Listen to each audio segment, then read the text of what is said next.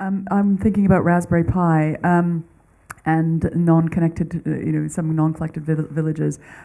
We ship Raspberry Pis with the entire Wikipedia on it, and also with Wolfram Alpha.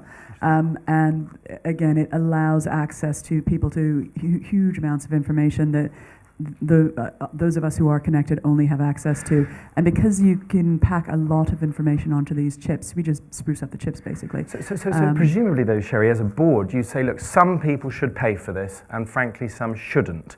How do you go about deciding where that line is? Well, for Raspberry Pi, it's easy. It was set up as a foundation, so we sell the units to what we call hobbyists in industry, and every single penny of the profit goes into the educational foundation for distributing these things in third world countries. Oh, I see. So that we can. So I'm not being cheeky, but at the moment it's decided on a country basis. So if a wealthy person from India wanted one, you wouldn't ship them to them. Do you have distribution partners? The foundation only works through partners. They don't make individual choices. I see. But at the moment you are shipping some of them for free.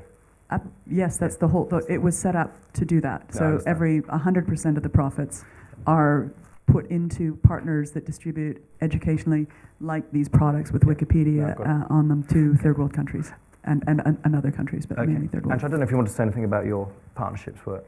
Sure, I was actually going to address the access question. So at we are looking at that problem both from a YouTube and from a Google perspective. From a YouTube perspective, we think about, people have different download speeds, streaming capabilities, and so we're trying to make sure that for particularly in emerging markets, that it's accessible, caching and all of that. On the Google side, my colleague Craig yesterday was speaking about this. Google Loon, have you guys heard about our Google Loon projects? No? Okay. Now, how are we spelling Loon? L-O-O-N. Okay.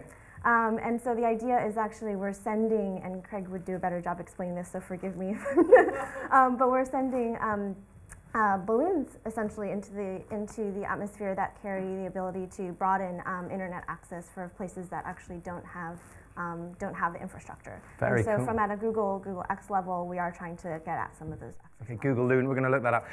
I've got other things I want to get through, and I want a couple more questions. We've only got a few minutes left. One thing I want each of our panelists to do is shine a spotlight on EdTech projects which you think are just first class. You're not allowed to be involved in them. Okay, so that's a thing just to be thinking about. Sherry, you are a serial investor. You've been voted top angel investor over here in the UK more than once, I'm sure. Sometimes when I read about the most successful billionaires on the planet, I sense that they went into what they were doing not really caring, I'm exaggerating, about the money. They were driven by this zeal to make a difference, solve problems, and they would say it wasn't about the money. If a young EdTech entrepreneur comes to you and says, Sherry, I've identified this massive problem worth solving, a great idea, I've no idea how it's going to make money. You run a mile, or you say, let's talk? I'd say let's talk. I'm very, I think as an investor, there are many, many things that you would like to see solutions for, or as an investor, as an entrepreneur. We never really accept the status quo. So as an angel, I think I'd always be interested to hear, because I'm curious about, particularly, education and how to make it better, because it's not working as well as it should do at the moment. So I definitely want to talk. I don't think you need to, sometimes, you need to have a way to make money necessarily up front, but if you've got a way of solving a problem and it's a big problem, then eventually you'll be able to figure out a sustainable model for it. Maybe that means you'll set up a foundation like Raspberry Pi did. Maybe it means you'll set up a for-profit company.